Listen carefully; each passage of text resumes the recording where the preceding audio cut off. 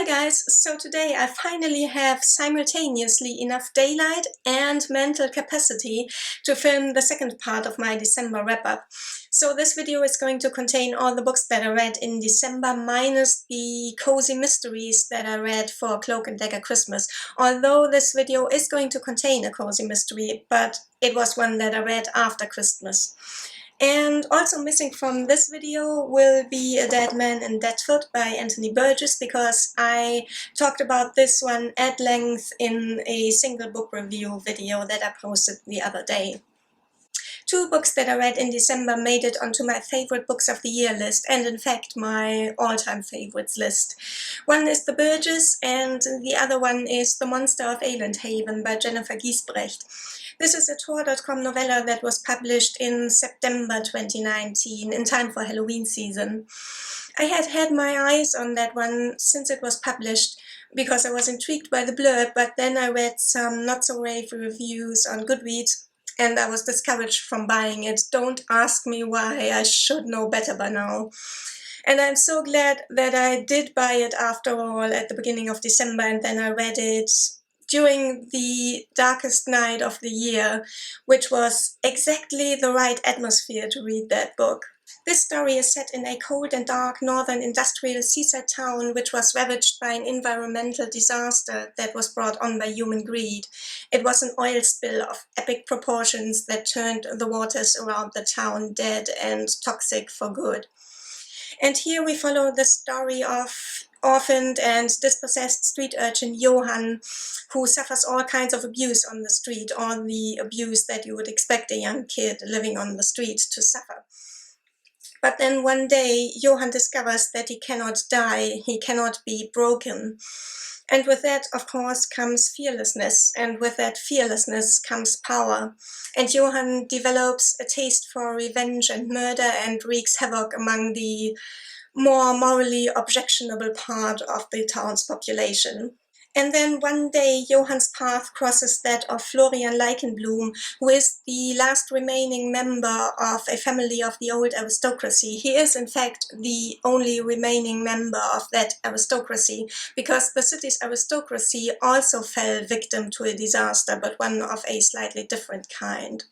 Florian has his own reasons to seek revenge against a large number of people, and Johann offers himself as a willing tool to help him achieve that goal.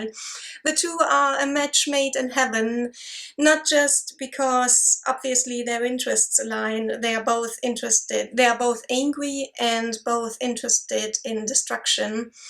But there is also something else going on, something that has forged a bond between the two of them, and the reader is aware that there is something else lurking in the background, and it is revealed slowly in the course of the story. What can I say? I just loved how messed up everything in this book was. The city as a whole and all of our main characters have been through hell and back, and with just about everything and everyone we are on morally grey ground, to say the least. And the character who is probably least ambivalent of them all is the only one who, in fact, thinks of himself as a monster. Now, this might all sound quite awful and like so much misery porn, but it is the writing which elevates it from that. There is a latent humor and irreverence throughout the book, which is expressed almost exclusively through the writing style. So in general, in this book, we have a very lush and flowery, beautiful writing style that is rich in imagery. But ever so often, the author will drop down from this beautiful writing style to say something very mundane and base and crass in vocabulary. So what in rhetorics is called bathos.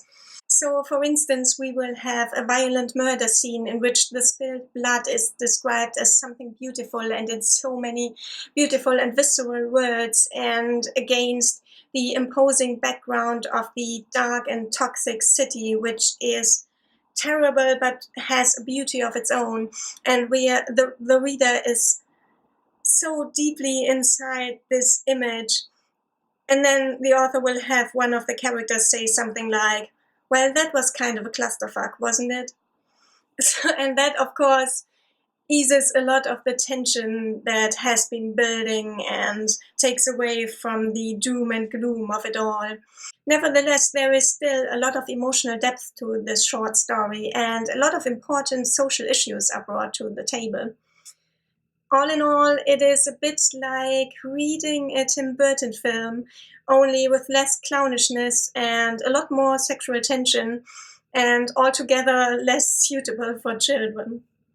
And then I read another fantasy novella in December, but this one not from Tor.com Publishing. It's an older one. It's The Changeling Sea by Patricia McKillip. This story is set in a fishing village in a small island kingdom.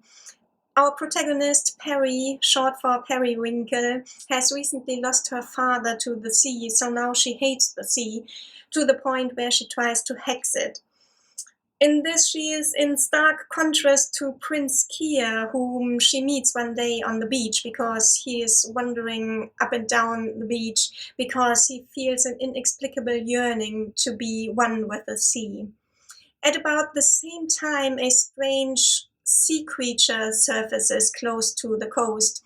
It is like a mixture of a fish and a dragon, so they call it a sea dragon. It keeps floating there close to the shore silently, and it is tethered to something under the sea by a golden chain. The townsfolk have a keen interest in that golden chain, and they call in a wizard to help them get it off the sea dragon. The wizard suspects that there is more to all of that than meets the eye, and he enlists Perry's help to help him lift the secrets of the sea dragon and of Prince Kier's inexplicable yearning for the sea. This is just a very charming traditional fantasy tale. It is old school in many aspects, but it also feels rather modern or up to date when it comes to how the friendships and romances and the relationships between the characters in general play out. It's just an absolutely delightful short read. The third fantasy book that I read in December was not quite as successful. A Conspiracy of Truth by Alexandra Rowland. The protagonist in this story is Charmed. That is not his name, that is his profession and his title. He is a traveling storyteller and story collector, something akin to a rhapsodist. He collects the stories and all the cultural or oral cultural heritage of all the people in this secondary fantasy world through which he travels. So their stories, but also their customs and their moral codes. One day, unfortunately, Chant passes through the country of Norjevet, whose people the discerning reader will guess immediately from the Slavic-sounding name are a dour folk who have no use for culture, even though, can you believe it, they aren't even communists. So in this country, Chant is regarded with suspicion and falls under the suspicion of being a black witch and is thrown into prison. And to get himself out of prison, Chant does what he does best. He tells stories. He makes his plans up as he goes, and in the course of this storytelling inadvertently throws the country into grave turmoil. So the huge issue that I had with this book is, well, it is quite a boring concept plot-wise. We have our main character and only viewpoint character sit in prison for the whole time of the story, several months. All we ever read is his telling a story of how he was sitting in prison and telling stories and having other people tell stories to him. And this would only be remotely interesting if the narrator had a spectacularly interesting voice, which he doesn't. He has one of the flattest voices that I have ever read. It is not particularly lyrical or even just slightly lyrical. There is not one peculiar turn of phrase. There is really nothing whatsoever remarkable about this voice and nothing that I found remotely compelling to read. And this is also quite implausible because, I mean, this guy makes his living through telling stories, and he's been doing that for, I don't know, 70 years. He is quite an old man already, so if he hasn't developed a voice in the course of 70 years, what did he do the whole time? So yeah, that was quite a letdown, and I'm glad I only bought a cheap ebook version. And then I read a small bunch of romance novels in December, all male romances, one contemporary, two historical, and one paranormal and historical. They were Pansies by Alexis Hall, Hither Page and It Takes Two to Tumble by Sebastian, and Widdershins by Jordan Hawke. I'm just going to go through them very quickly now, because I've already lost the daylight, in case you hadn't noticed. Of these four, Pansies by Alexis Hall was the best written one, hands down. This is the story of a man in his late 20s who used to be a homophobic bully when he was in school, but recently found out that he is in fact gay. He travels home from London to Newcastle for an event there and hooks up with a boy he used to bully while in school. He is unaware of that, but he is going to be made aware of it very soon. So this might all sound very uncomfortably like a romanticization of Stockholm Syndrome, but it is more complicated than that. However, the issue wasn't explored to the psychological depth that I think it should have been explored to, so the redemption arc for the bully is still more or less the center of the story, which didn't sit too well with me, but that makes it sound worse than it was.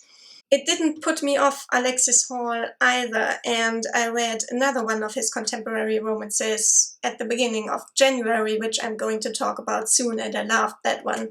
So it was still an enjoyable book, but could have been better. It was far better than Widdershins, to be sure.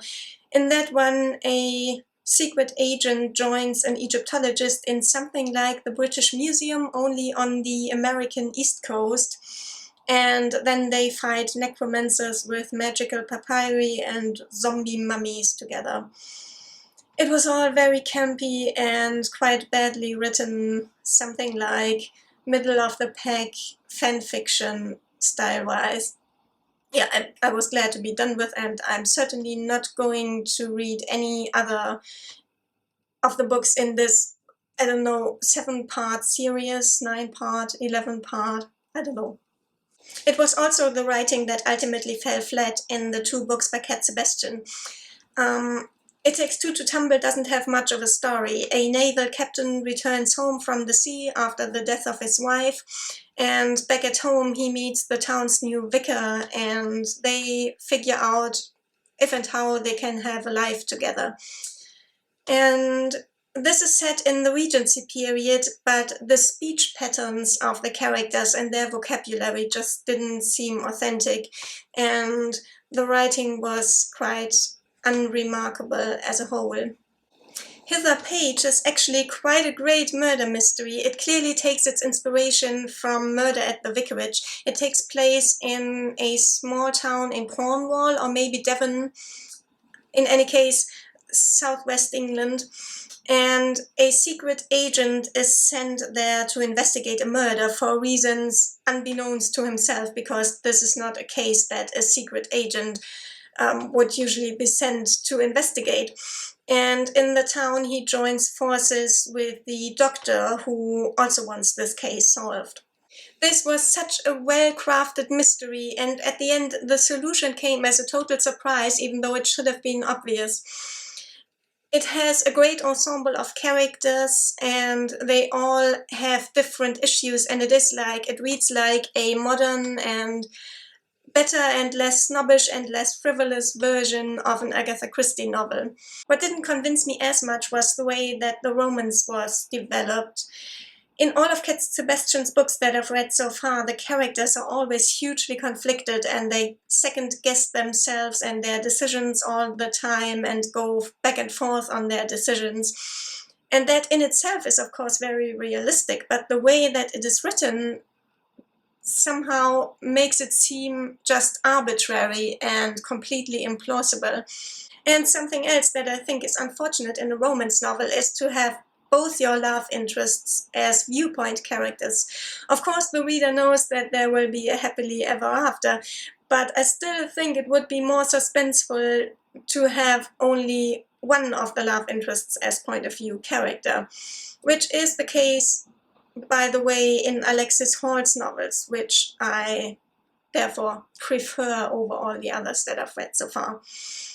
So yeah, I've read a few other romance novels in January so far. I think I am over them now, but still, look out for more in my next January wrap-up. So these are finally all the books that I read in December. I have lost the daylight again completely, of course. It always takes longer than expected. I hope the quality isn't too miserable. Thanks for watching me anyway. As always, I would like to know if you've read any of these books, what you thought about them, if you are interested in any of them, or not interested anymore after hearing me talk about them. Thank you for watching, and I'll see you very soon in another video. Bye!